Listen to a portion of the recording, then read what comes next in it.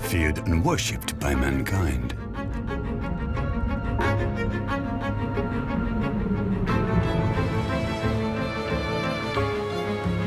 There are only a few places left to admire it like this.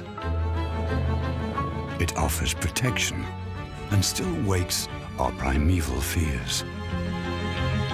How has our relationship to darkness changed? And how much time is left to us to enjoy this beauty? In search of the secrets and mysteries of the night, we explore a world full of magical moments, far away from the cities and towns.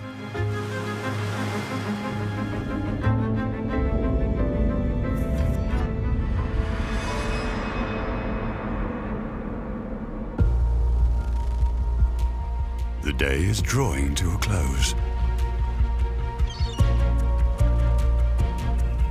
As the light begins to drain away, dusk is upon us. It won't be long now before the other half of the day begins. The back and forth between light and darkness has been influencing the day-night rhythm of all living things for millions of years, a never-ending cycle.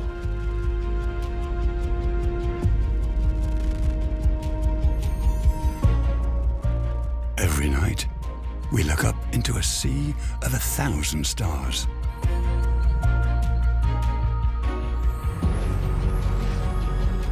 Looking at stars also means looking into the past, because the light of the stars that our eyes see today started its journey to us many thousands of years ago.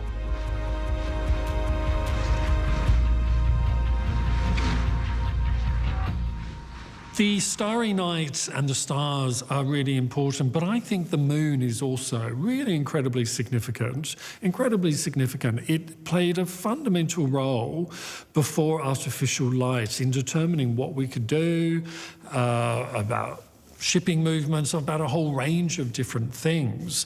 There is some evidence to suggest that up to a third of all British households had a moon almanac.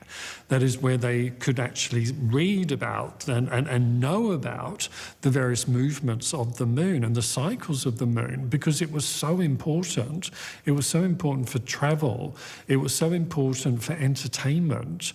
You wouldn't hold a big soiree on when there's going to be no moon, that you would know you would have to do it at a time where you had this extra artificial light in the sky.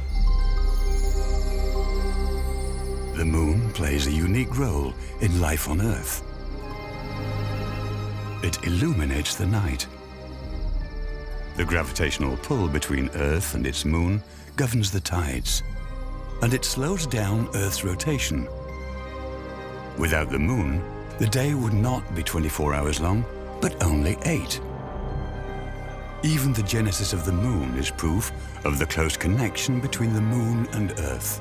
4.5 billion years ago, the protoplanet Theia crashed into the proto-Earth, Gaia, creating millions of pieces of debris.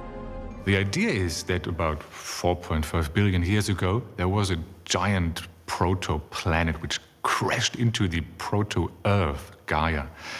The result of this was on one part the debris that was put into the space and was reunited to the moon, which is probably part of the Earth. The other part is the axis of the Earth is tilted, which now is about 23.44 degrees.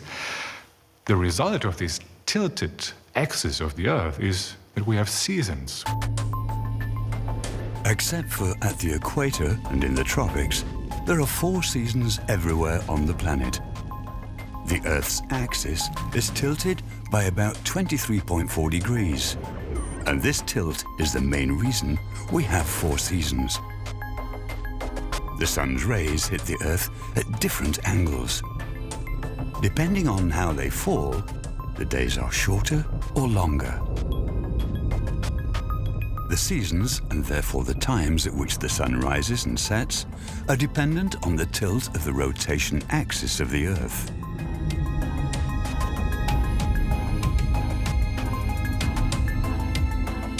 Dusk becomes darkness. An especially beautiful sight in the mountains. As soon as the sun goes down in the west, a greyish-blue arc can be observed in the east. It's called the shadow of the Earth, due to the fact that the last rays of the sun no longer reach every layer of the atmosphere. The horizon appears darker. The blue hour sets the stage for the night.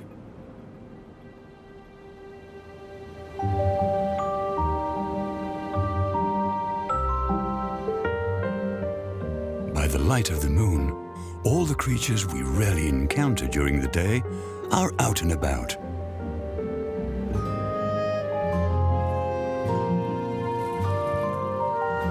And now, the nocturnal forest dwellers are taking the stage. In the course of evolution, their senses have adapted to the dark of the night. Bats use ultrasound echoes to navigate through the darkness. Hedgehogs, on the other hand, find their prey with the help of a keen sense of smell.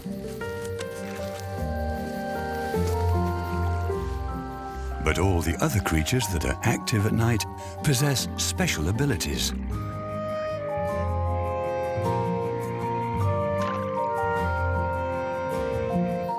The natural cycle of day and night influences the lives of all animals and humans. This also includes their sleep.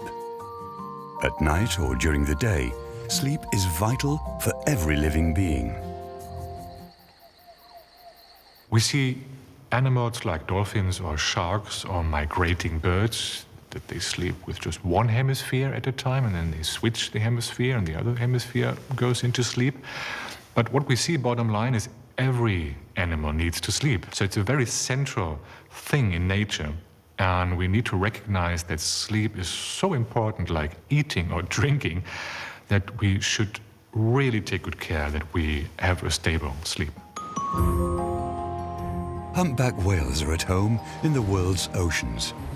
During their migrations across the globe, these gentle giants of the sea can travel thousands of kilometers. In contrast to humans, whales breathe consciously, which makes sleeping shorter and more challenging for them. Several times a day, they assume a vertical sleeping position for a maximum of 30 minutes. During this so-called slow wave sleep, one brain hemisphere is awake and can concentrate on breathing, and the other half can rest.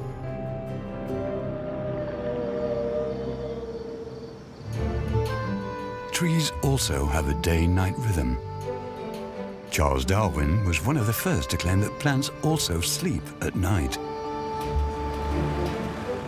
Researchers from the Vienna University of Technology and Budapest University are working together to understand the sleep rhythm of trees.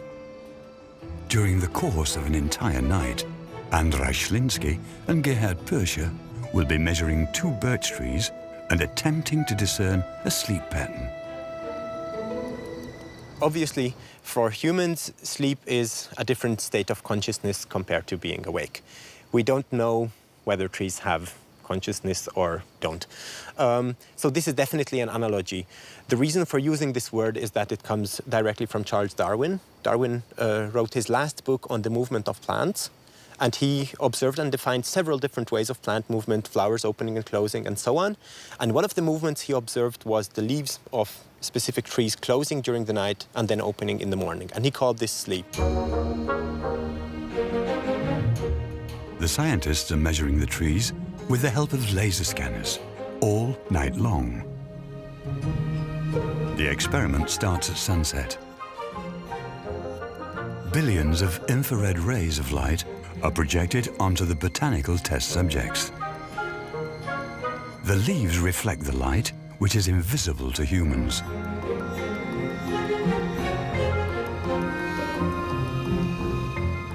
This process is repeated every 30 minutes until dawn breaks.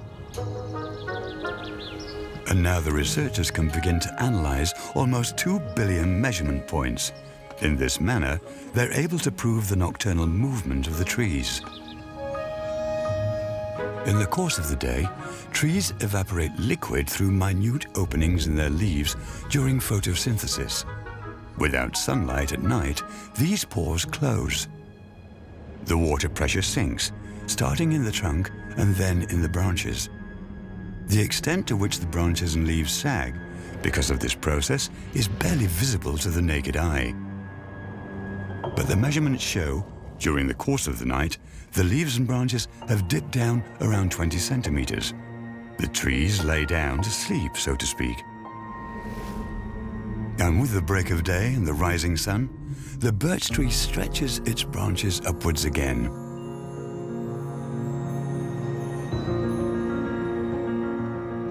The damp forests and caves of New Zealand are home to spectacular animals, which are a strange sight to see during the day.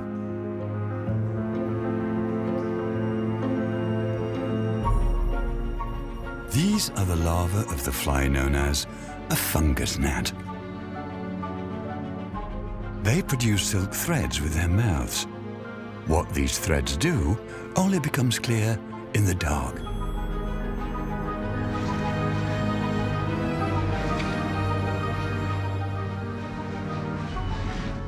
These glowworms are superstars in New Zealand.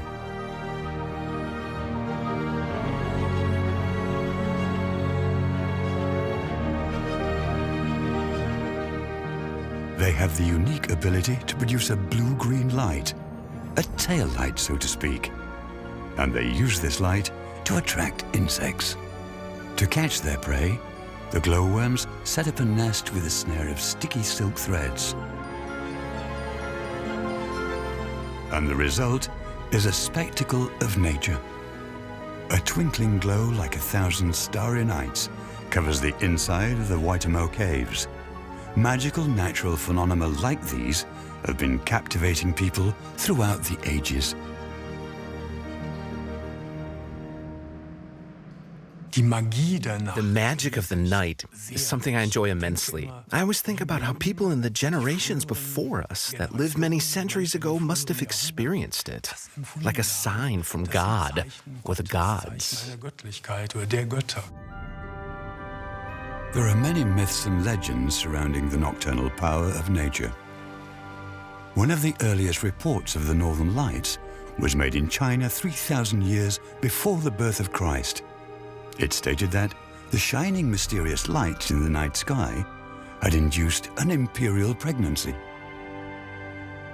And the Vikings believed that the Northern Lights were a manifestation of their gods. Other Nordic tribes, however, considered them to be a bad omen. Today we know that the sun casts electrically charged particles into space. If they get close to Earth, they are pulled by our planet's magnetic field towards the poles. And when the charged particles then collide with air particles, they light up the sky. These lights guide us through the darkness. Many of them are architectural masterpieces. Lighthouses. Their beacons are there to help humans in the night, when their eyes can barely see. The most powerful of them cast their light out up to 60 kilometers across the ocean in good visibility. For centuries, beacons have been helping seafaring folk find their way through the dark nights and rough seas. And ever since the 17th century, sailors have been telling tales of the mysterious phenomena they encountered in the darkness of the night, where the seas suddenly begin to glow.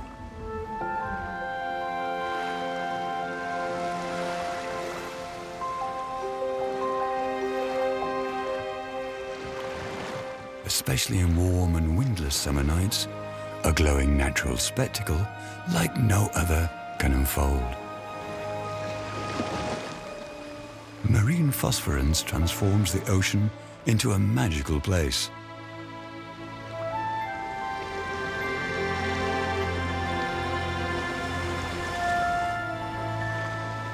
But it's not the ocean that is glowing, but billions of tiny unicellular organisms. They are the fireflies of the sea. These microorganisms are capable of producing their very own luminescent material for a short period of time.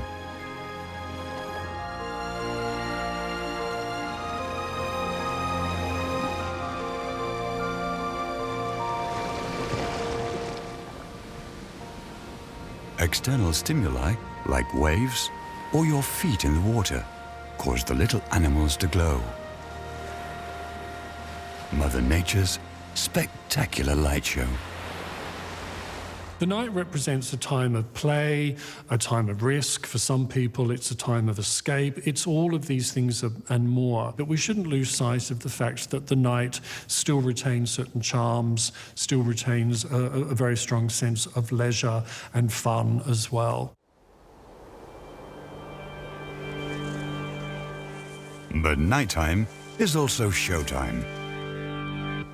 Nighttime sporting events have become a centerpiece of modern life. Light suits turn simple skiers into radiant beings. Their light suits illuminate the snow-covered mountains.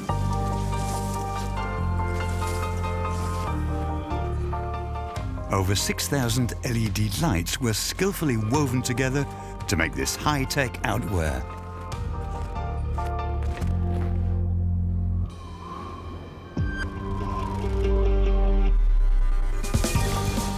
Technology meets Mother Nature.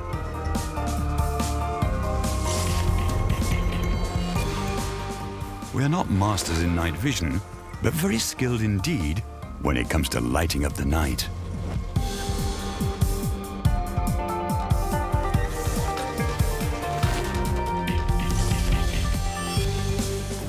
The result is a sight to see. A spectacular show.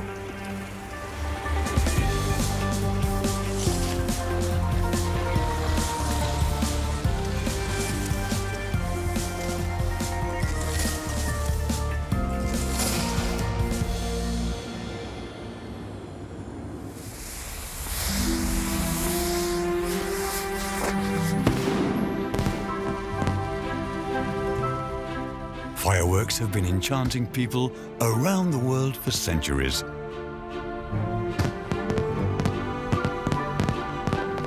Their origins can be traced back to China. 1400 years ago, it is said that a monk named Li Tang built the first fireworks to banish the demons that had been bewitching the weather for months.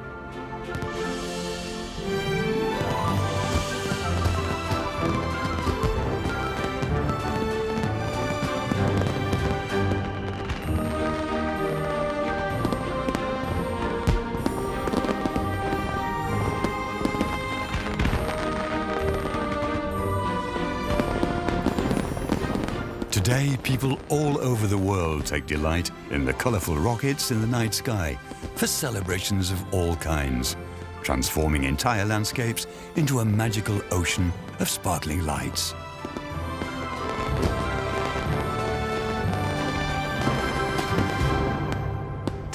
Fireworks came to Europe in the Baroque period and became very popular with the aristocracy. They loved the sparkling lights in the sky, which would sometimes be accompanied by music.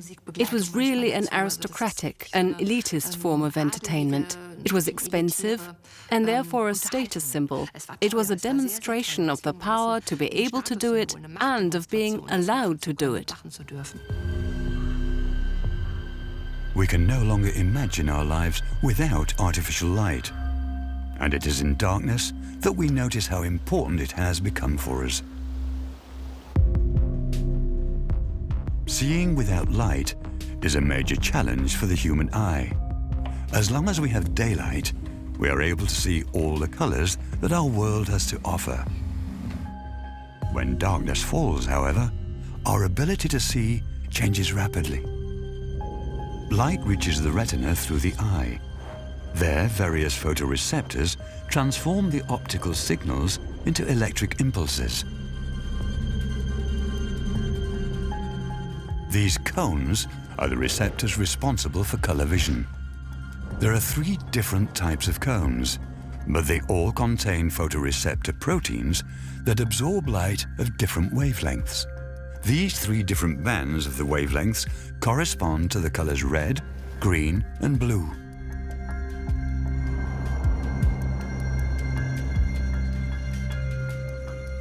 When the lights are on, 7 million cones let us see the world in color. On the other hand, 120 million rods differentiate between light and dark. When we enter into darkness, the overall sensitivity of the visual system increases. Within a few minutes' time, the sensitivity of the cones increases 1,000-fold. The eye then switches to rod vision. After approximately half an hour, the eye has become completely adapted to the darkness. Now, we perceive only shades of gray. The human eye is highly adaptive. It's easy for us to see when there's a blue sky in summer during the day and when there's full moon or half moon. It's really adaptive, and it really helps that this eye can translate very low intensities into vision. But it comes with a limit that we are not as able to see at night as we are at daytime. So we need artificial light to allow for the same illuminance, for the same vision as during the day. This is why we are diurnal and not nocturnal, to some extent at least, because like cats, for example, who can extract much more from dim light activities. For cats, it's much brighter at night than for us humans. This is why we are not that suitable to live through the night without artificial light. Wildcats have been living in the forests of Europe for over 300,000 years. They were brought to the brink of extinction through overhunting and the destruction of their habitat.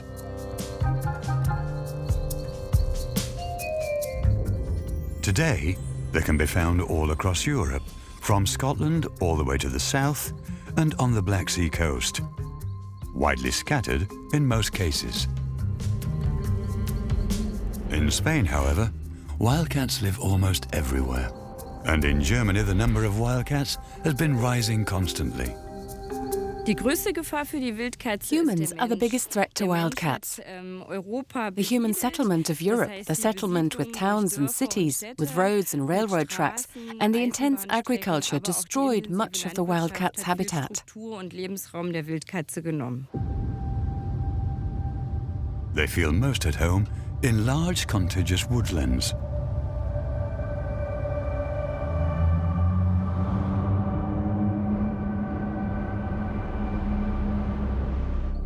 The shy loners stalk their prey on velvet paws. European wildcats prefer to live in mixed and broadleaf forested areas with clearings or glades.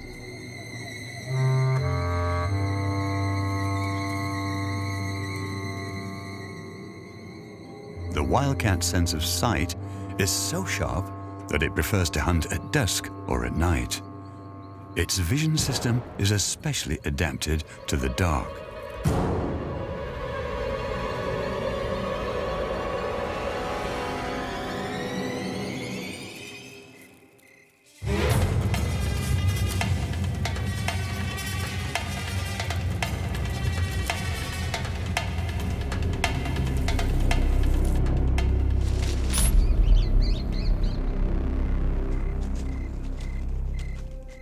In low-light conditions, the cat's pupil dilates 3 times more than a human eye.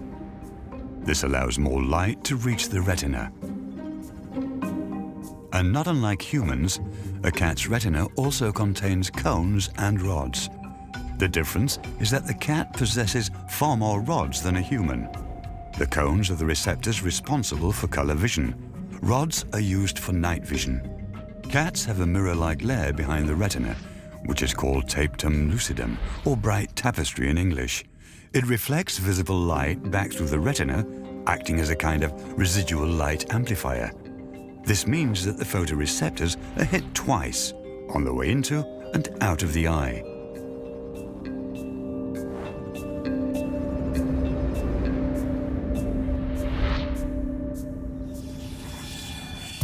This is why cat's eyes shine at night when they are hit with light.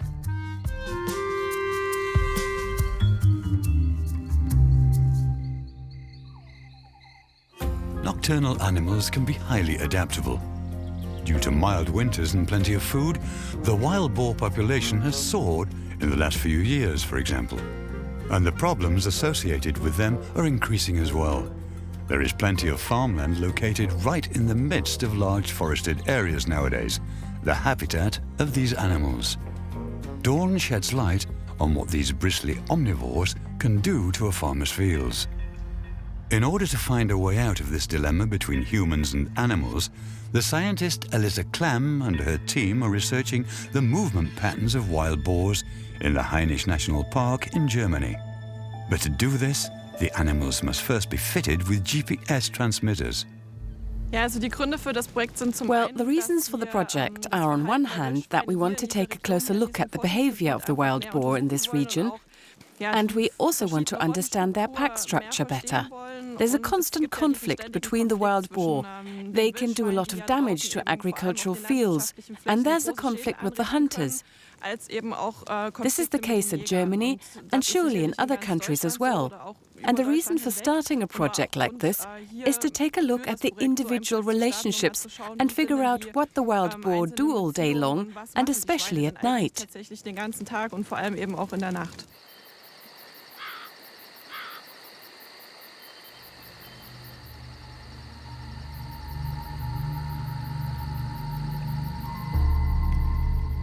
It's only after dark that the wild boars really get going. The boars prefer mixed forests with plenty of undergrowth and lots of water.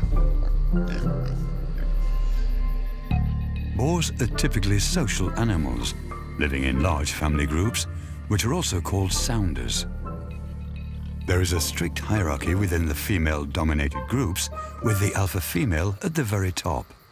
In contrast to other wild animals, wild boars have very bad vision, but they still see better at night than humans. They have an excellent sense of smell that helps their orientation, helping them find their way at night and to locate sources of food. And food is exactly what these researchers have put out in their attempt to lure the animals into this trap. A trailer set up nearby serves as the command center as they wait for the wild boars. From here, they can watch the nocturnal hustle and bustle on a monitor. And the camera shows us there are plenty of other animals out and about besides the boars. Will this long wait be worth it?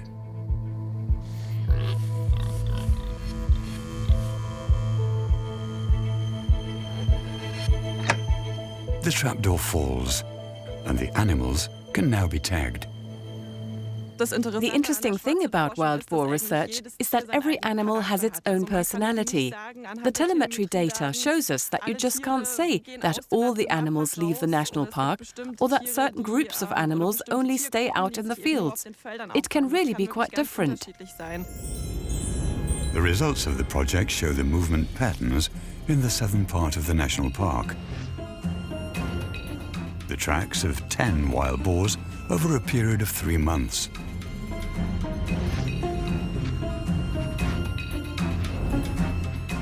Whereas 7 of 10 wild boars hardly ever leave their habitat, 3 go on long journeys every night. They roam around in circles of up to 30 kilometers away. This is evidence that could make peaceful coexistence between humans and animals possible. These findings can be used to take action that minimize the damage caused by the boars and to bring more peace to the sometimes troubled relationship between farmers and nocturnal animals.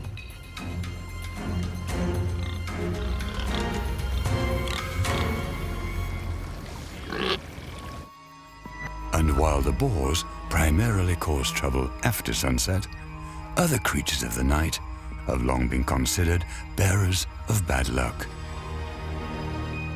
Pitch-black nights have always filled people with fear and terror. The scariest stories always seem to take place at remote locations like forests and craggy cliffs.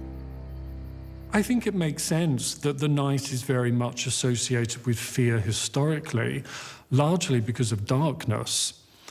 We know from various social historians and from anthropologists that universally there are concerns and anxieties about the night. There are various beasts, various mythological creatures that come out at night simply because it's dark and we don't know what's out there. Dark forests are home to many nocturnal animals. Like this eagle-owl family, the baby owls are only able to fly on their own after about 10 weeks. Until then, its parents have to hunt for its food night upon night, and they are practically noiseless while doing so. Seeing this, it's hard to believe that in the ancient world, they were considered to be birds of the dead and bearers of bad tidings. In days gone by, they were even nailed alive to barns as protection against hail, fire, and witchcraft. At night, many things take on a very different meaning.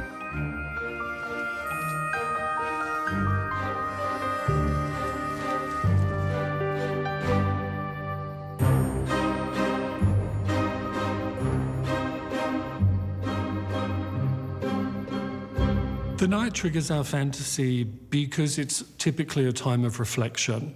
It's a time when we're not working. It's a time perhaps when we have a greater amount of time to actually reflect upon ourselves and upon our relations with other people as well.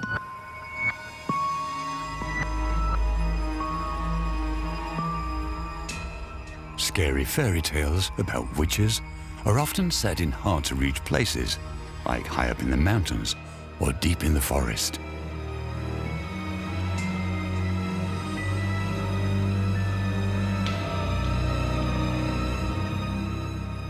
And there, hidden away where no one can find them, witches have supposedly been holding demonic dance rituals for centuries that always take place in the middle of the night.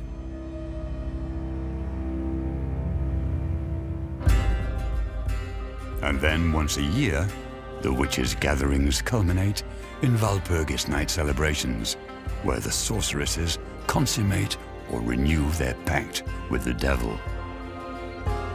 Walpurgis night owes its name to Saint Walburga, an educated abbess from England, who was credited with multiple healings. She was canonized on the 1st of May in the year 1870.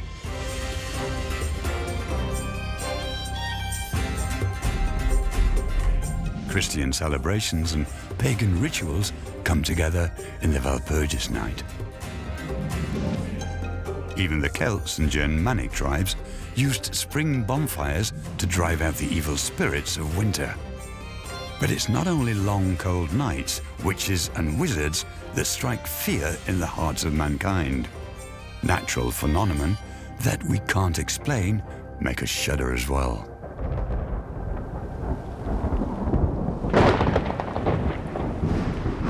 To this day, thunderstorms give rise to fear in our hearts, and it gets even worse at night. In the mountains, severe summer storms can feel particularly ominous, especially when storm clouds can rage in a valley for hours.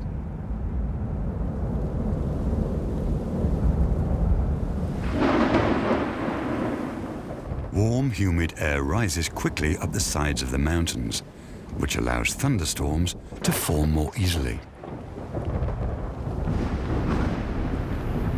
Thunder and lightning has always played a major role in the history of humanity. It was lightning that most likely brought fire to prehistoric people, which allowed them to learn how to control it. In many cultures around the globe, people worship a thunder god. It is these gods, like Zeus or Thor, who cast bolts of lightning and cause the thunder to roll down upon us. Lightning as a sign of God's wrath. It is said that the reformer Martin Luther believed that as well. As a bolt of lightning struck the ground near him, so the story goes, he called out in fear to St. Anne, vowing to become a monk. The fear of the power of nature and long winter nights, we push back against it as people, celebrating the light as often as we can. As soon as the longest night of the year is upon us, we know that the long dark winter nights will soon become shorter again. With the winter solstice, the light in the northern hemisphere starts to increase. Even the early Germanic tribes celebrated the winter solstice for several nights with their Yulefest. Today, the word Yule is used to describe Christmas in Scandinavia, a reminder of the Germanic custom. On December the 25th, the Romans celebrated a god called Sol Invictus, or the invincible sun god. In antiquity, it was the date of the winter solstice when light takes back the upper hand against darkness. The 25th of December is also considered to be the birthday of Jesus Christ. To honor him, the Roman Emperor Constantine established a feast day. Ever since the 4th century, Christmas and the winter solstice fell on the same day. That only changed with the introduction of the Gregorian calendar. The longest night of the year now falls on the 21st or 22nd of December. The oldest reference of a Christmas tree is in the 16th century. People were said to have set up small Christmas fir trees on the marketplaces of Alsace. This practice pleased so many people that there were soon many imitators. Today, of course, the Christmas tree is a perennial bestseller.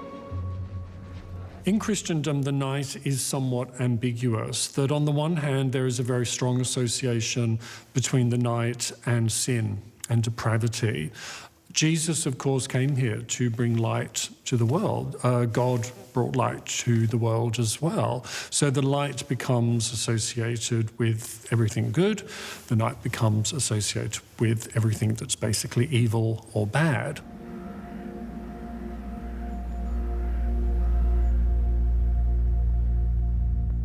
During the winter solstice and the summer solstice, southern England's most famous location, Stonehenge, transforms into a pilgrimage site like no other for the self-proclaimed druids, hippies, and tourists.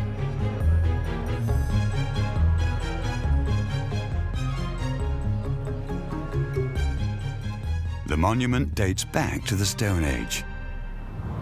In the course of its construction history, Stonehenge was probably first used to determine the solstice around 4,600 years ago.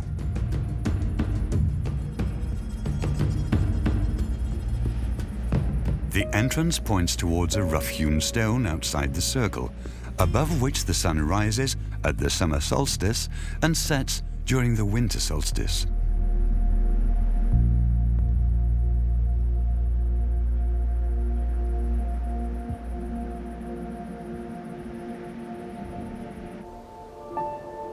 When the longest day of the year meets the shortest night, the young men from the villages around Waxenstein Mountain are faced with a test of courage.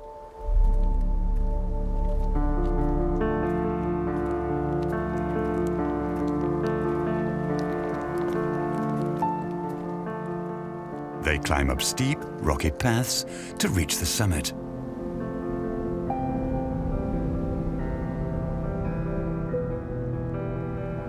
They undertake this trek to light a fire up there in the dark as a symbol of light and of life. The people here have been celebrating the summer solstice like this for hundreds of years.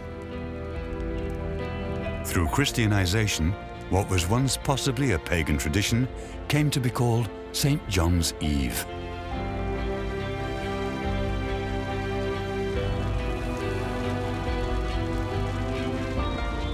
Either way, the fires are meant to ward off bad harvests, sickness, and demons.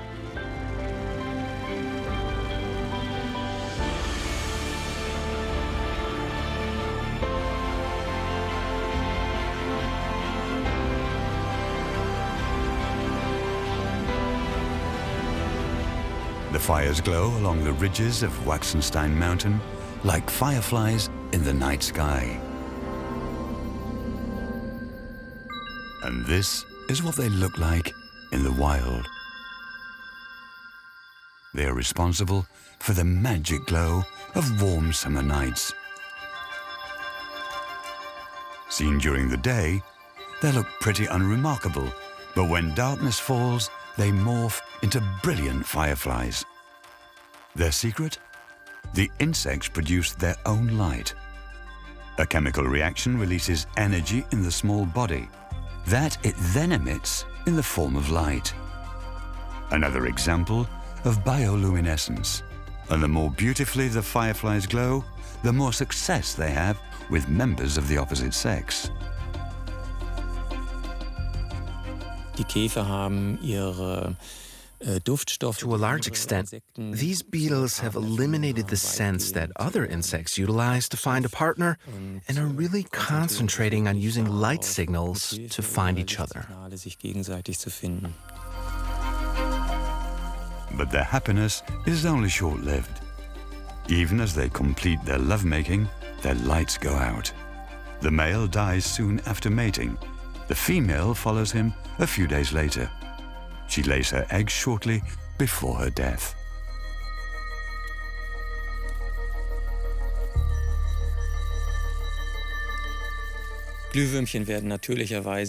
Fireflies become active naturally when the light intensity sinks below a certain level. They have eyes that can deal very well with the minimal natural light available at night, and they produce their own light for communication. That means when artificial light illuminates the night, this interferes with the lightning bug, or they simply don't become active at all.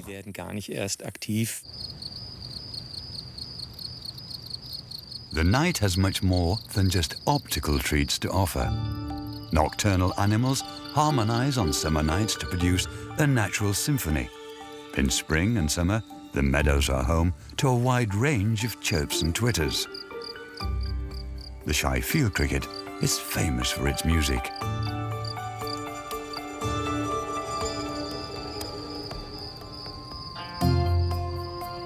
Jens Esser is an insect researcher. He studies these sound artists with their powerful voices. However, only male crickets sing.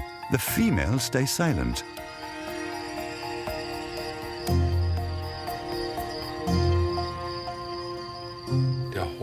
The main reason why they're nocturnal is simply that there are far fewer predators active then. Birds, except for a few exceptions, are active during the day, and the male field crickets, who call attention to themselves with their loud chirping, are able to enjoy the protection of the night's darkness.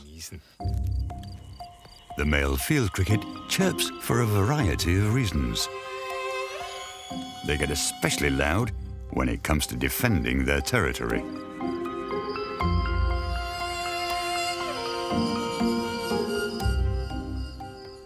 But they get even more creative when trying to get the attention of females.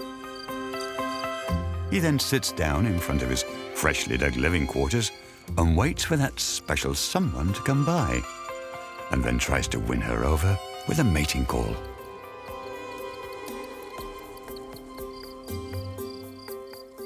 The males don't have a lot of time. They want to mate, and the females want to as well. They want to deposit their eggs. The process is time critical. A dating game with a highly sophisticated chirping technique. Crickets play the violin with their right wing. The bottom of a cricket's right wing is covered with 140 teeth-like ridges. When the cricket rubs this scraper part of its right wing against the left wing underneath it, the result is a chirping sound. Kind of like when you move a fine tooth comb over a table edge. This soft chirping is transmitted to membranes in the wings, which when lifted up act as an amplifier and send the sound waves out into the surrounding area across distances of up to 50 meters. Artificial light is used at night almost everywhere around the world to give nature a helping hand. Greenhouses are used to increase the daylight hours and accordingly the growth phases of plants. These glass houses are also a major factor in light pollution. This artificial lighting at night interferes with our view of the stars, creates longer working hours, and through this even interferes with people's sleep that live and work in the countryside. It is the middle of the night, and this farmer's fields are still humming with activity. The powerful headlights of the combined harvester light up the fields. They are threshing wheat and oats. There is usually only a very narrow window of time available for the harvest, due to the fact that the crops must be reaped as soon as they reach their ideal maturity. And sometimes, a few days' time is all that is available to get this done. The weather has to be just right, and that is why the harvesters work around the clock to bring in the crops before the next spell of bad weather hits. In the periods before we had electric light, moonlight was actually a really important source of light. So for example, they might have done activities like harvesting during the moon, which is why in English, in the fall, when the days after the full moon, the moon rises very high, we call that the harvest moon. It was a time when people would use that moonlight in order to extend their activity into the night. And so it's reasonable to believe that before electric lighting, cycles of moonlight probably played a much bigger role in terms of human activity. Middelburg in the German state of Saxony-Anhalt. In 1999, treasure hunters hit the jackpot, uncovering one of the most significant archaeological finds of the 20th century. The Nebra sky disk. It shows the oldest concrete representation of astronomical phenomena in the world.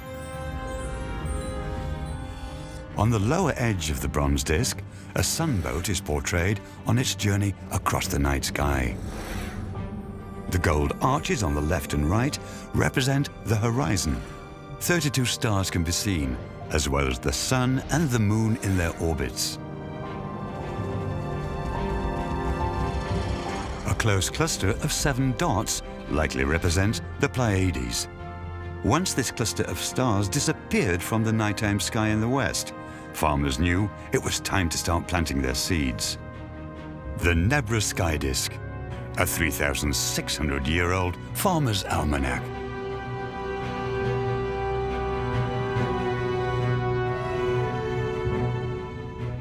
I think at the time when we first started to have societies or first live in groups, we had a lot of time to kill in the evening when the sun went down. So we would sit around the campfire and you would look up at the sky. That was like a movie. It was something to look at, something to see. And the stars were also critically important for knowing things like when to plant, which direction north was. There's a saying from years ago that astronomers can never get lost because they can always find north. It's a bit of a problem if it's cloudy, but it makes sense. So the stars were really critically important to humans in the past. And that's probably why we have so many stories and so much art that's related to the stars. The Big Dipper is one of the most well-known constellations and can always be seen in the skies of the Northern Hemisphere. In Germany, it's known as the Big Wagon, and people there tell the myth of the Hackleberg hunter to go with it. He's fatally wounded by a wild boar during a hunt. Hackleberg's last will. His favorite horse should bring him to his final resting place. But the horse bolts, taking the wagon and Hackleberg with it. And since then, he is unable to find peace and wanders restlessly through the heavens. People read all sorts of things into a whole range of different objects. We try to make meaning out of entrails or dice or cards. But there is something uniquely interesting about the night sky and how fascinating that must have been for our ancestors as well, who, all of us, look up to the sky and we make meaning out of that and we try to understand this. And we read into constellations and the importance of astrology. And before really knowing what a comet was, it must have been absolutely extraordinary to look up and see comets and shooting stars, and the meaning of that is, and the significance of that must have been really quite fascinating.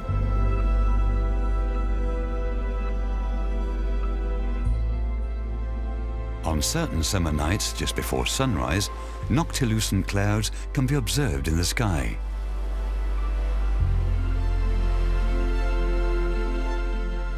bright, silvery blue atmospheric phenomena, which are visible at an altitude of about 80 kilometers. The omnipresence of artificial light only allows us rare looks at a proper night sky. But in the countryside, far away from the cities and towns, it is still possible to enjoy this magnificent sight at a few remaining places on the planet.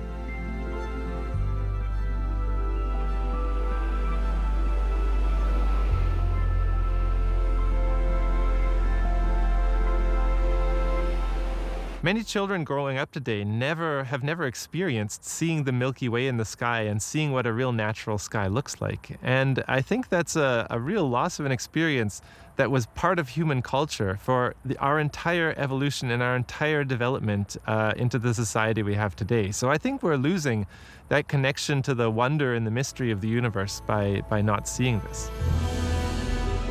The magic of the night ends with the rising of the sun.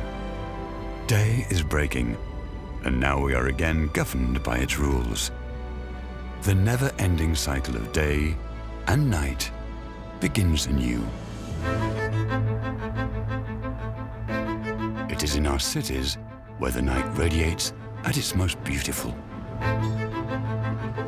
This playful dance of light and darkness brings the night to life for us. Harnessing fire and inventing the electric light, milestones in human history. The night is no longer the time of tranquility.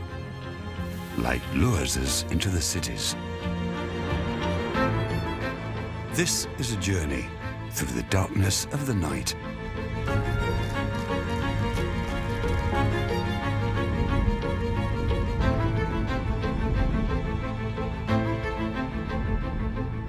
It is a world full of incandescent moments.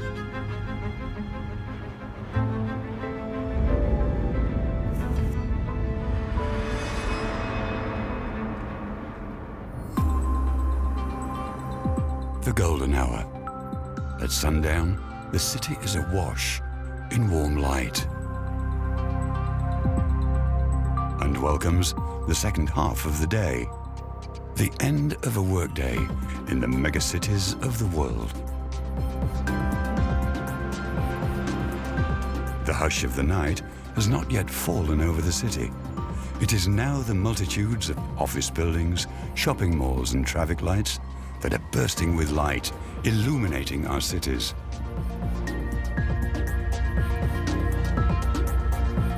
A sea of light as far as the eye can see. Today, life without permanent lighting is hard to imagine. But in days gone by, that was the norm. Light was a symbol of power and sovereignty. Such splendor was reserved for the church and the aristocracy. The night is a very hard concept to define, and it's important that we don't confuse the night with darkness. It's a very slippery concept in some ways because, of course, the night varies culturally, it varies historically, it varies by geography as well. If we think about the night in terms of simply chronological time, well, in the middle of winter, it might be dark at 4 p.m., but we wouldn't necessarily call that the night. Again, in summer, it might not get dark till 9, 10 p.m., but again, would we necessarily call that the night? I'm actually less interested in really trying to define what the night is, and I'm much more interested in how it works as a concept. What does it mean? How does it vary? How do people use the night? How does it change historically and culturally as well?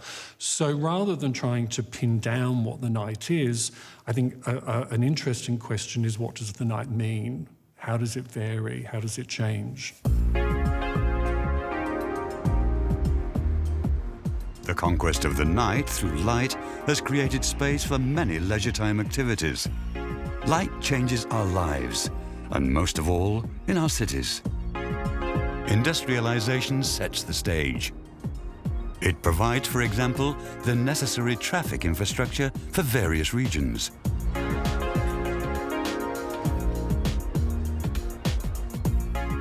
Today, how and what we consume in our free time is a very important economic factor. It was true in the past as it is today. The kind of leisure activity we pursue depends on money and status. After-work sports. Today, such activities are inconceivable without artificial light. Free time is the time of freedom.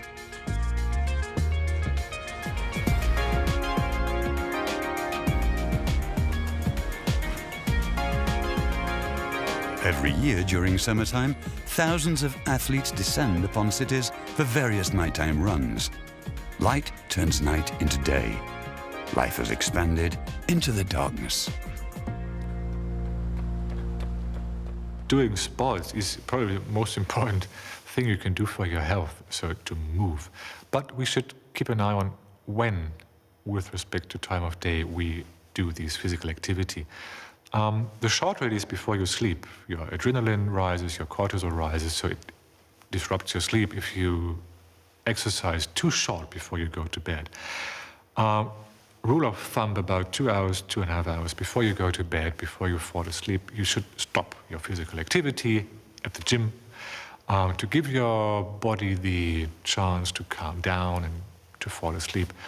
From the research point of view, it has been shown that physical activity, sports, is better in the morning. It helps to synchronize the body with the day and not to disturb the sleep when you do the physical activity in the evening.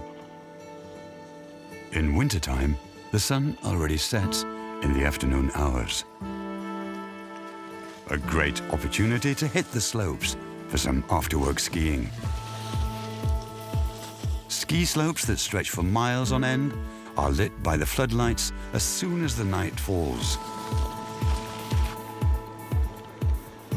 Tourists and locals then head out into the darkness to enjoy their sport, with the special kick that the illuminated slopes offer.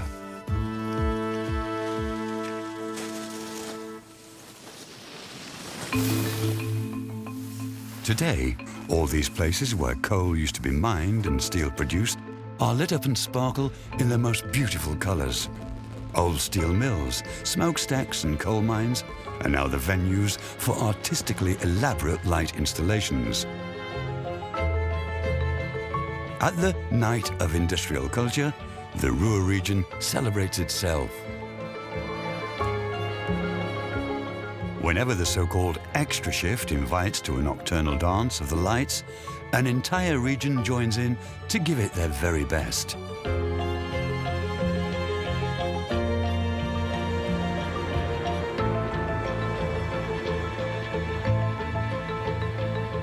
Mysteries unfold mostly in the dark, and the search for them lures legions of people into the night.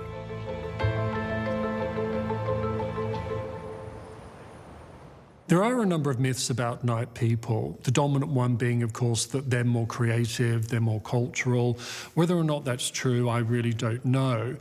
But the freedom to go out at night, the freedom to live life on your own terms of night is, of course, very strongly associated with the freedom from the day-to-day, from the ordinary, from the banal, from everything that the day perhaps means as well. There's a very strong association between night people and bars and cafes and nightclubs, but it's not just those spaces as well. The night is so much more than that.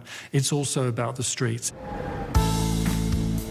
In Berlin, the hip neighborhoods of Prenzlauer Berg, Friedrichshain or Kreuzberg are the most popular hotspots in the city. The so-called Spätis, late shopping places that is, are immovable fixtures in Berlin's neighborhoods. Even in Germany, known for its traditionally strict business hours for stores, there's something always on offer for night owls. The Spätis trace back to the second half of the 20th century in the former German Democratic Republic. In those days, they sold groceries, drinks and tobacco to shift workers after business hours. This used to only be an East German thing, but after the wall came down, the Spätis became iconic, achieving cult status in West Berlin and outside the former GDR. In 1882, the first electrified streetlight is switched on in Hamburg. Step by step, the city and its nocturnal world is transformed into a radiant landscape. Today, almost 125,000 streetlights and 35 million kilowatt hours per year illuminate the Hanseatic city of Hamburg. Where there is light, there is shadow. And in particular, in the St. Pauli neighborhood and on the Reeperbahn. The Party Mile and Red Light District. Backdrop to many seedy tales and salacious stories.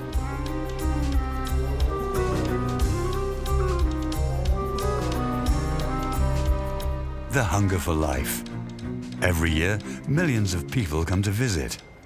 Brothels, pimps, and vaudeville shows. The Reeperbahn is chock-a-block with tall tales. But how did this street ever become the Reeperbahn? It's in the 17th century, when so-called Riebschläger, rope makers that is, settled down in today's St. Pauli. And they need space for their ropes, up to 300 meters. And the Reeperbahn is long enough for their rope lanes. The heavy ropes are made of hemp. In long and arduous hours, they are manually twisted and then tarred. Industrialization is the beginning of the end of this craft. The Reeperbahn, however, is starting to become more important, especially at night. The history of the Hanseatic city of Hamburg goes hand in hand with the history of seafaring. Hamburg's harbour is the third largest in Europe. Approximately 135 million tons of cargo entered and left Hamburg's harbour in 2018 alone. Among the cargo, 9 million standard containers.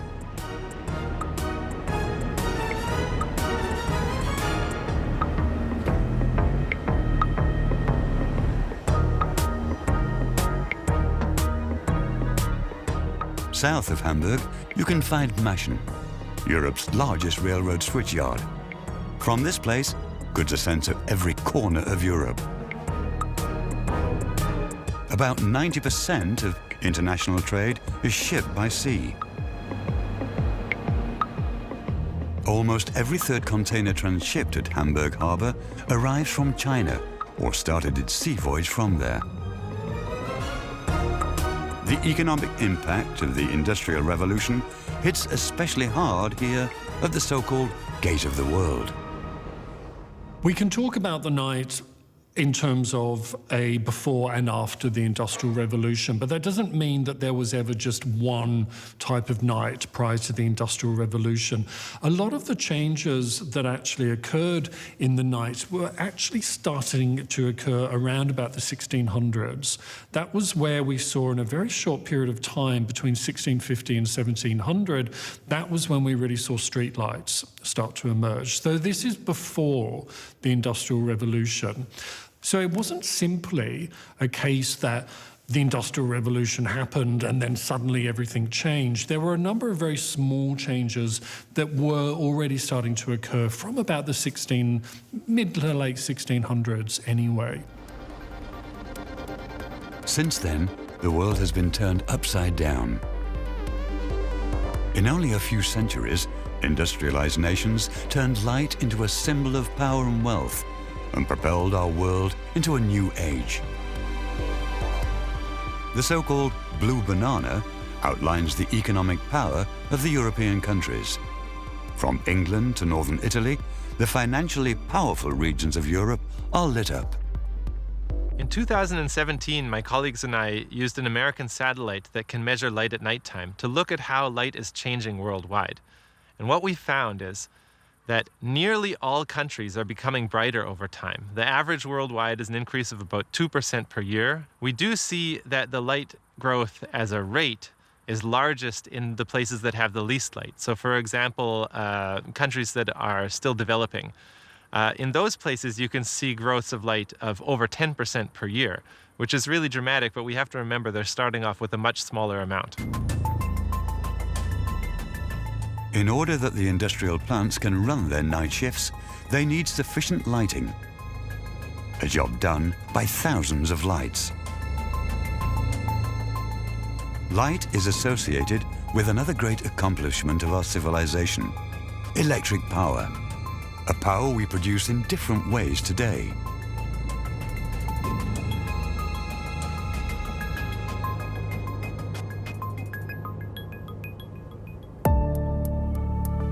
More than 1 billion kilowatt hours of electrical power is harnessed globally from wind energy. China, the USA and Germany are among the top 3. At night, tall windmills, starting at 100 meters, generate more power than the smaller ones. The reason? At night there is more wind at higher altitudes than near the ground.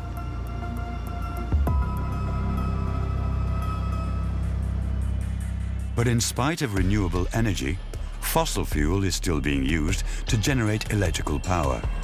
Brown coal is strip mined in 3-shift operations, on 365 days a year. At night, the #1 consumer of electric power is the manufacturing industry. Their production plants operate around the clock. In private households, however, power consumption goes down significantly during this time.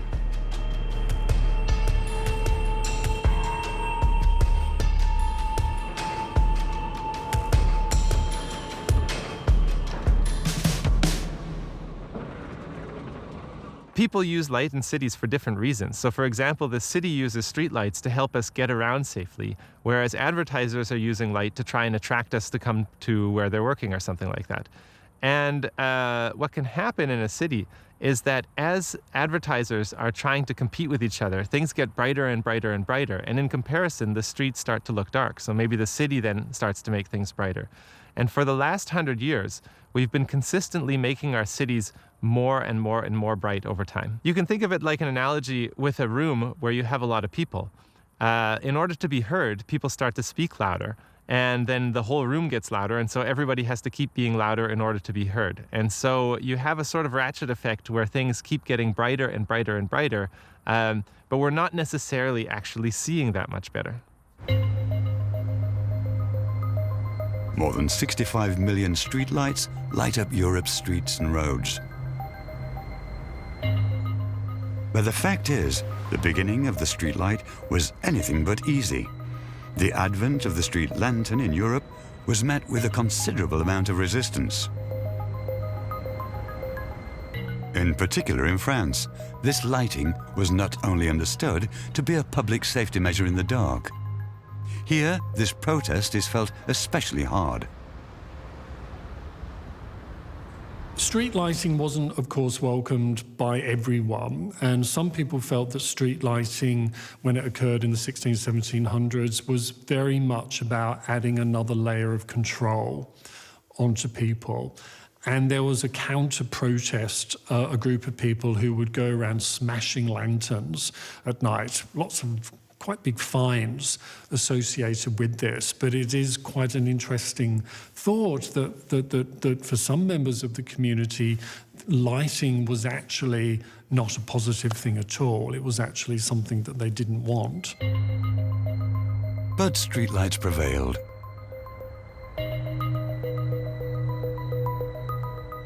However, due to the fact that darkness is not really that dark anymore, it can upset the lives of people and animals alike.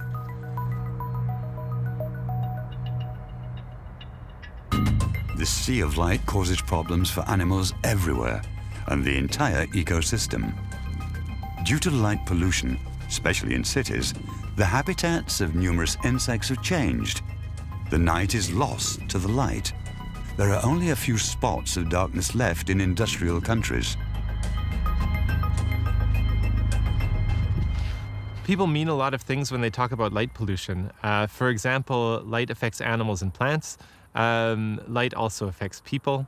We also have the problem that sometimes we can't see well because of glare. That's a form of light pollution. During the daytime when the sun is shining, we don't just have the light from the sun, we also have the glowing of the atmosphere because of scattered sunlight. The same thing happens at nighttime. Our lights from city go up into the sky and get scattered back towards our eyes, making a glow over and around cities that we call sky glow, and that's also a form of light pollution. But they still exist, these places of darkness. At the nature reserve Westhaveland, about 90 kilometers outside Berlin, the nights actually are still pretty much pitch black. Franz Holker and Stefan Heller have set up lamps and attached traps to them. There are two experimental fields. This one here is brightly illuminated. The other one is, as it used to be, pitch black. This allows for comparison. The researchers want to find out what kind of an impact artificial light has on nature, especially when close to rivers and lakes.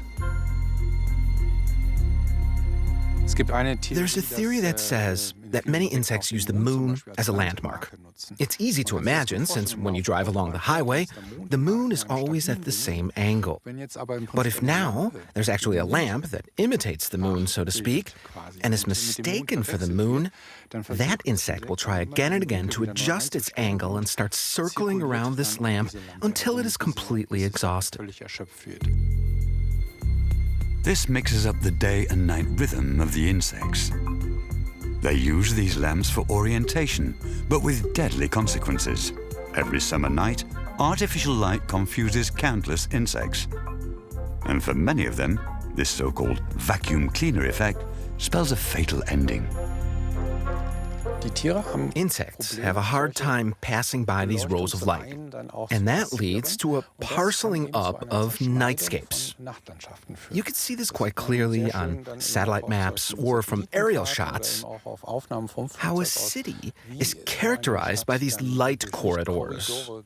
But all these light corridors also mean barriers to insects. And we also know that bats also have a big problem with this, and I think it could affect many other animals as well.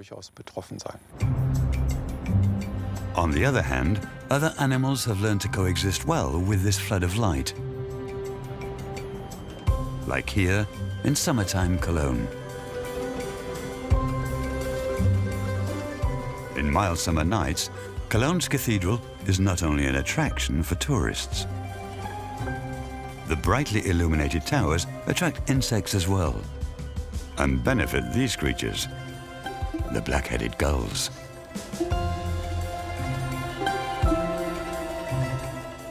In lofty heights, a captivating extravaganza is performed night for night, because for these gulls, the Gothic cathedral turns into an all-you-can-eat buffet, and offer the birds can't resist, even if it means punching in for a night shift.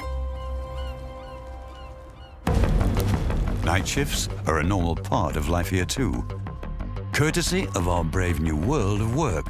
Trucks, ships, freight trains, and people too, they all make sure that everyday life runs smoothly, starting at night. And it is light that allows us to be productive in the dark, always and everywhere. In many businesses, the day and night rhythm has been suspended. The cost pressure is crushing. Time is money and waiting is a skill, which we sometimes forget. Work on these giants of the sea also has to continue through the night. They are lit up like a balloon, so they can leave port as fast as possible. Men and machines are on the job around the clock and around the world. People have always worked at night. Bakers, night watchmen, security, the people who used to come and clear the waste from outside houses. People have always worked, in a sense. And of course, it depends on how we define work. If we recognize that childcare, those things are work, then again, people have always worked. But there were various laws about going out at night, not just curfews, but in some places people were actually forbidden from venturing out into the dark. So, of course, that did preclude a number of people from being able to work. Some of these make perfect sense. If you're working in a site where you have to have lots of candles, that does raise various fire issues. It raises various security issues as well. The risk of fire is not the only reason. product quality should not be compromised either. Even ancient Rome is governed by daytime. The law of the 12 table instructs judges not to pass verdicts after sundown. And even in the late Middle Ages, the rule still applied that any contracts and agreements entered into at night were null and void or could be contested. In those days, the night was considered to be the realm of brigands and scoundrels. In England, nighttime suspects were called night walkers. Towards the end of the 15th century, the ban on night work started to be relaxed, thanks in part to the rise of the postal service. At fixed relay stations, postal riders take over from one another on their nightly routes. Now post is delivered day and night. Starting in the middle of the 17th century, the coach had become a fashionable means of transportation. Now the postal service is also transporting people. The means of transportation may change. The principle stays the same. Travelers want to get from A to B, and so does freight. But the rules are not the same in every corner of the world. The regulations for night flights, for example, are stricter in Europe than in the USA, Asia, or the Middle East. But the demand for just-in-time deliveries is on the rise. And to meet this demand, companies rely more and more on seamless logistics chains. And to achieve this, they take advantage of the time differences.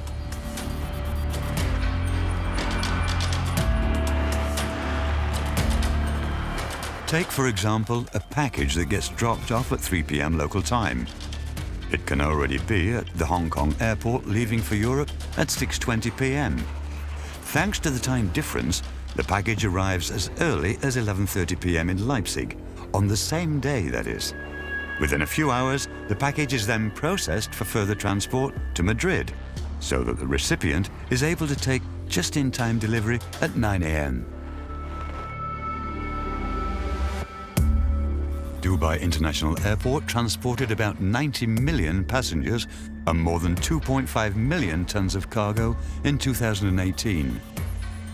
Nighttime takeoffs and landings are allowed here, which makes transit flights possible to Europe or Australia, where night flights are banned.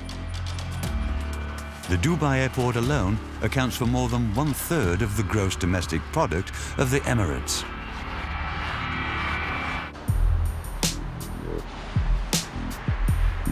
Roadworks insanity on the highways and preparations for the night. Roads are under construction, especially after rush hour, to minimize the slowdown on traffic. Tractor trailers, steamrollers, asphalt millers, and 1,650 tons of hot asphalt.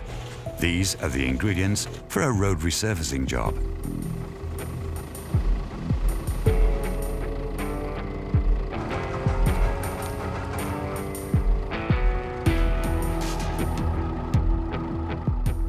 Time-pressed and highly focused because the temperature of the asphalt must be absolutely accurate.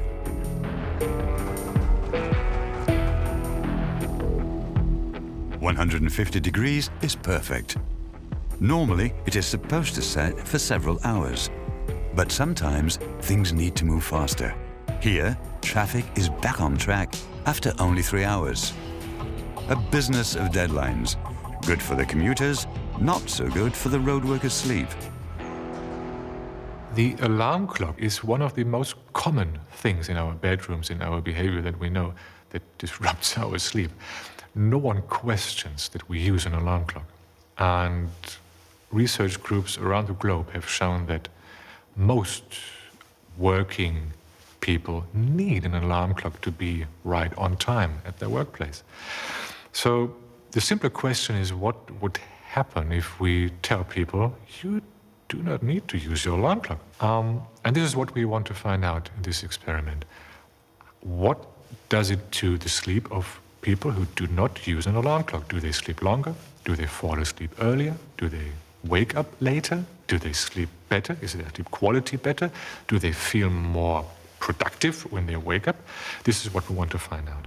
The town of Scheer in the German state of Baden-Württemberg.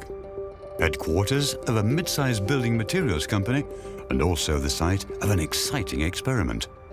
The family-owned company manufactures ceilings, punch parts, and plastics in a two-shift operation day and night. These kind of work hours can have an effect on the health of employees, and performance can be diminished as well.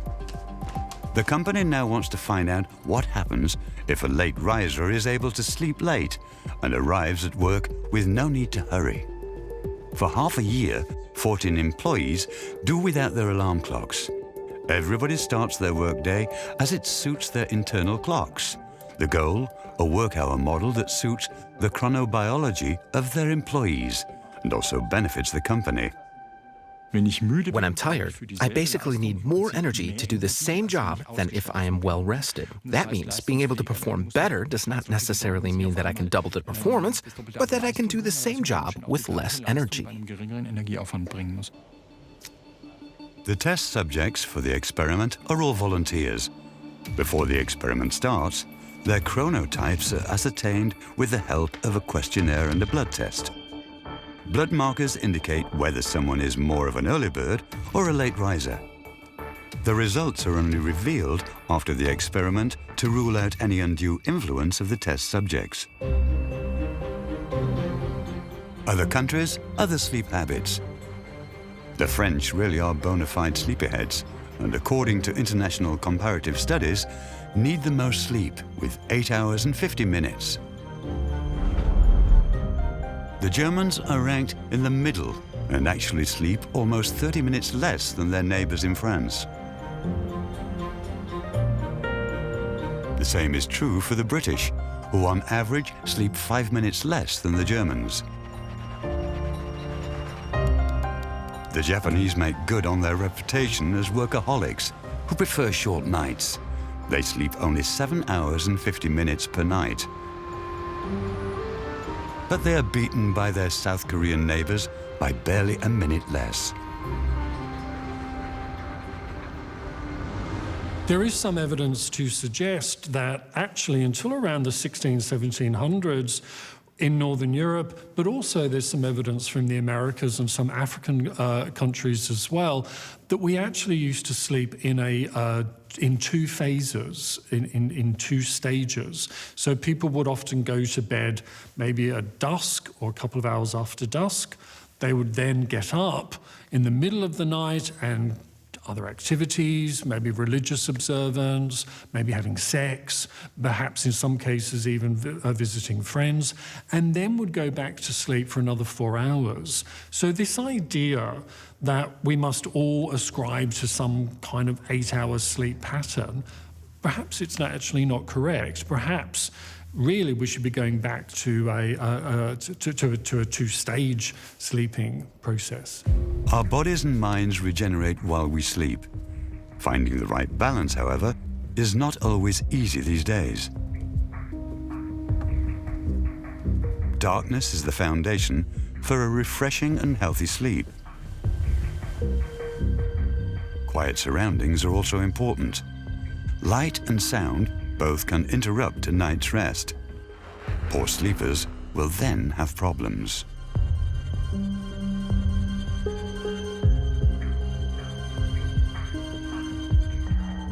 When darkness comes, the pineal gland, which is pea-sized and located in the midbrain, starts releasing melatonin. It regulates our day and night rhythm. The brain cools down and all the vessels dilate. The entire body is getting ready for the night and for sleep. Smartphones, computers, and other glowing devices disturb our sleep. It's particularly the blue hues that are received by the receptors on our retina, and that sends an especially strong signal to the pineal gland, which is led to believe that it is daytime and thus stops the production of melatonin. The main impact of artificial light for humans actually comes indoors and not outdoors because we light our homes. And so light is very beneficial for people because it allows us to extend our activity into the evening, especially for those of us that live not so close to the equator. We have very long winter nights, and we can do a lot of things with our family if we have light to stay up late. That light also affects our physiology, though. And so when we have too little light in the daytime because we spend our time indoors, and then a lot of light during the nighttime because we spend our time indoors, our body never really recognizes what time is day and what time is night. And we lose our synchronization to the 24-hour cycle. The experiment in Xie has been completed. The test subjects lived and worked by their internal clocks for 6 months. During this time, it was the natural light that set the pace. Their employees never once touched their alarm clocks in those 6 months. I was very surprised to see how well and good this experiment went. We see that these individuals went earlier to bed, they woke up later, and they slept longer. On average, we saw an increase in sleep duration of half an hour on work days, 30 minutes more sleep, and almost 1 hour longer sleep on free days. And this is remarkable by such a simple intervention to just say, leave away the alarm clock. We saw that their sleep quality increased, and we saw that their subjective ratings of how alert do they feel in the morning, that this increased as well. So it was very well received by the individuals, and they were very keen on keeping up with this. And now we need to discuss how to continue with this and to see what other burdens might be there in private life as well. A good night's sleep holds the promise of happy and high-performing employees. Removing the alarm clock was a success, but doing away with the alarm clock is not always compatible with everyday life and family. However, the experiment showed that further research in this field is worth doing.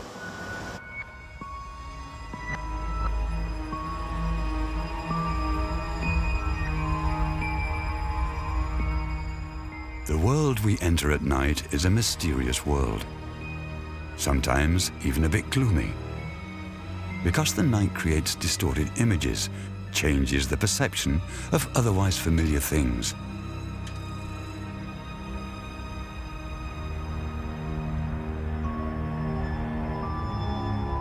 It is now our imagination that fills the darkness with life. There certainly does seem to be that impression that our trouble seems to be much more insurmountable at the night. We've all woken up at 3 o'clock in the morning, going over and over and thinking about something that we said or we didn't say, or we wish we had said, or we wish we hadn't done. Our problems do seem to be much greater and much more keenly felt in the night as well. And then we wake up in the next morning and we wonder why did we worry about that?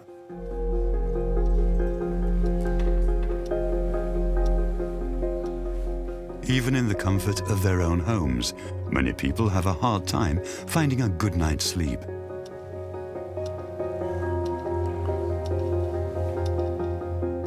How deeply you sleep changes throughout the night, and many people wake up after about 4 hours. People who go to bed at about 11 in the evening often wake up between 3 and 4 in the morning and have trouble getting back to sleep. During the night, our worries can catch up with us. Troublesome thoughts prowl around like hungry predators.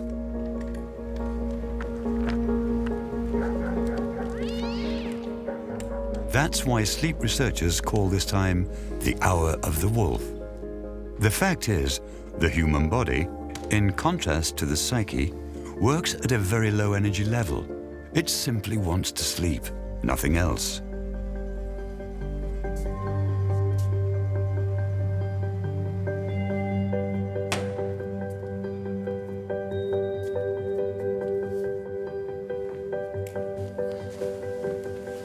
The cause for this gloomy mood might be the high melatonin level at this hour of the night. Because now this hormone is being released profusely and reaches its maximum level.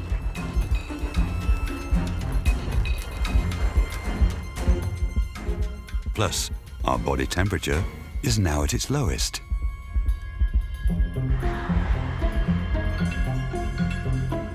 All our muscles are relaxed. our heartbeat slows down.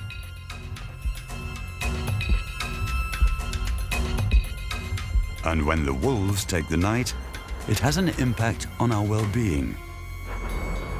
We can feel it in our bones the next morning. We often feel tapped out and exhausted. Millions of people suffer from sleep problems. Their nightly worrying triggers stress that again activates their bodies. A vicious circle. It sometimes takes hours before they can go back to sleep again.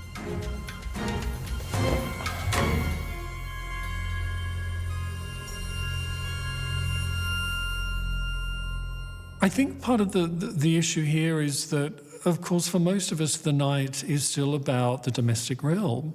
It is still about being at home, where we want to feel safe, we want to feel secure.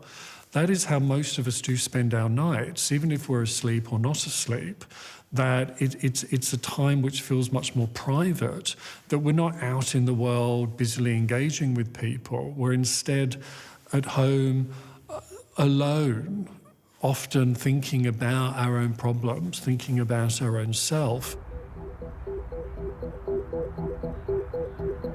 At night, many places are designed to make a very lively impression. Millions of lights face off with darkness all over the world. More and more cities rely on city marketing, and then nothing can be bright enough. It's not only cars that the automotive industry wants to show off, but also their headquarters. To this very day, light is an expression of wealth.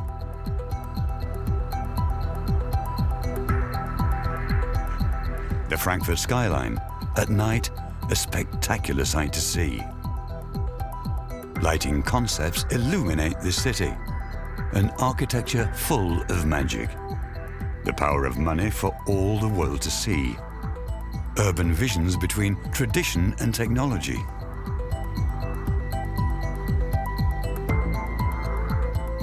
A festival to honor the new part of the old city. 110 LED drones draw constellations in the sky, a symphony of light above the river Main.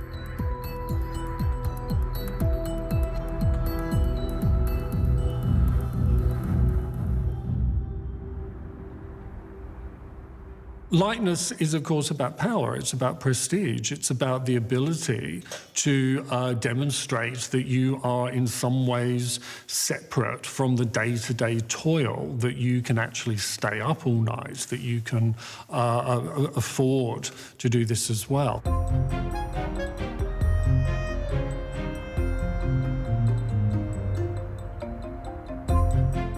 Staying up late is worth it when numerous buildings around the globe are lit up with works of art. Year for year, some cities are transformed into oversized open-air galleries.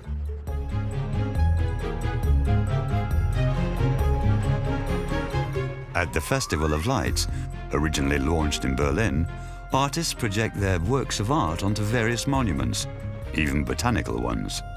The city changes into a gigantic stage for video and light shows.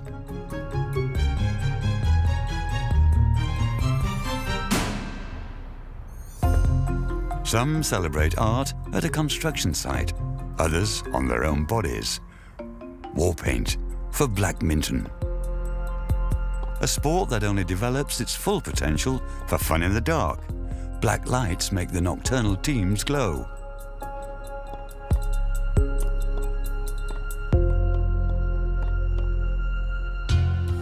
The magic of the night becomes truly tangible in places that look bleak during the day. When the night falls, light and architecture intertwine. Here, lighting at night serves security purposes, but then changes prisons in the dark into veritable works of art. There are also other multi-purpose buildings that unfold their radiant powers best when hidden. During the day, a necessary nuisance. But at night, even water treatment plants show the best they can ever be.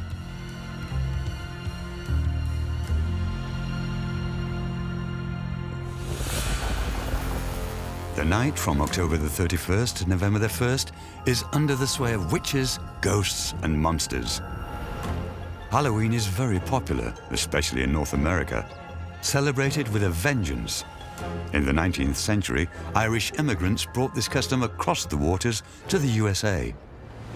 Halloween has its origin in a Celtic festival, and was called Samhain in pre-Christian times. Stories of yore have it that this was the night when the gates between our world and the world of ghosts were pushed open. It was said that now ghosts, fairies, demons were allowed to cross over and wander the earth. In the course of time, Christians embraced this heathen custom and renamed the festival All Hallows Eve, or later, Halloween.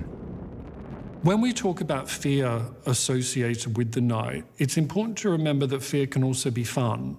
So when we're talking about the horror stories, when we're talking about, we've all remembered as children the time that we had slumber parties and sat around campfires with our friends telling ghost stories, that fear can also be quite fun as well. It can also be quite pleasurable to frighten other people and for them to frighten us in the night as well. A light in the darkness. Candles play a central role in Christianity. A look into their flames warms your soul and gives comfort in the dark of night. They exude a mysterious magic, the eternal circle. Light as the opposite pole to darkness. Not only in Christianity, but also in other religions, light symbolizes a lot of different things.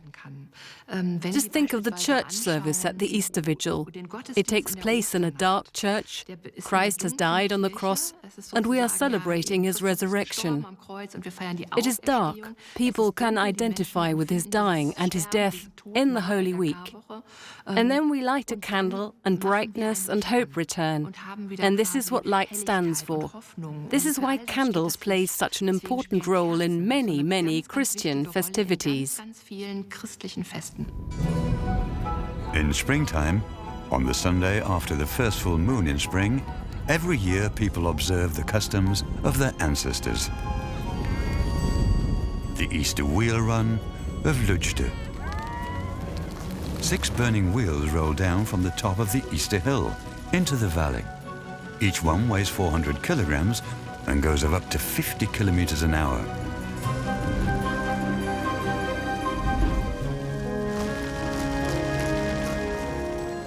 In the same way, generations before us bid farewell to winter with its pitch black and icy nights.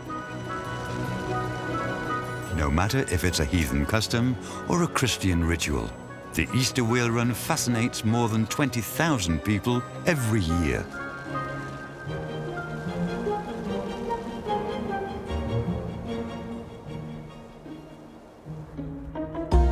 The contrast between light and dark, day and night, summer and winter. The St. Martin's bonfires start off a series of light festivals in many towns and villages. Every year in November, thousands of lanterns defy darkness in Germany or Belgium. St. Martin's parades carry light into the dark and proclaim Christian charity.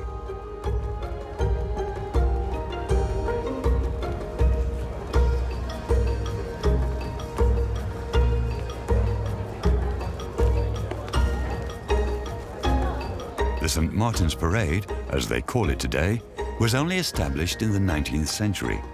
The day it takes place not only has a Christian meaning, but also a secular significance.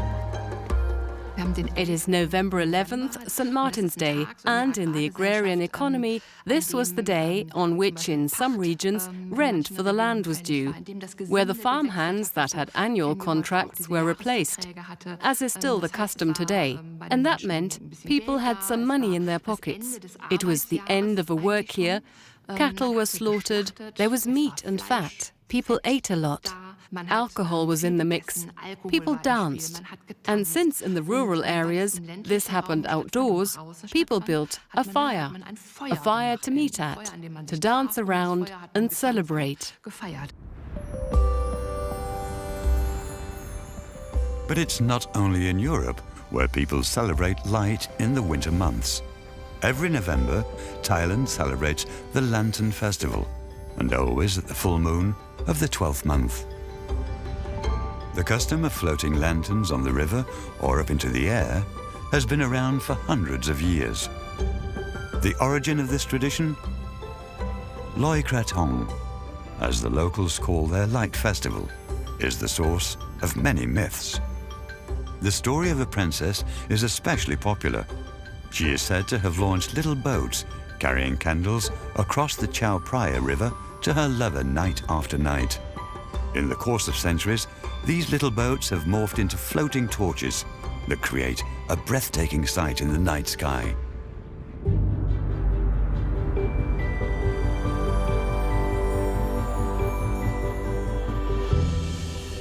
For thousands of years, humans feared the night and the darkness, until they invented the electric light. The history of the night is the history of great achievements.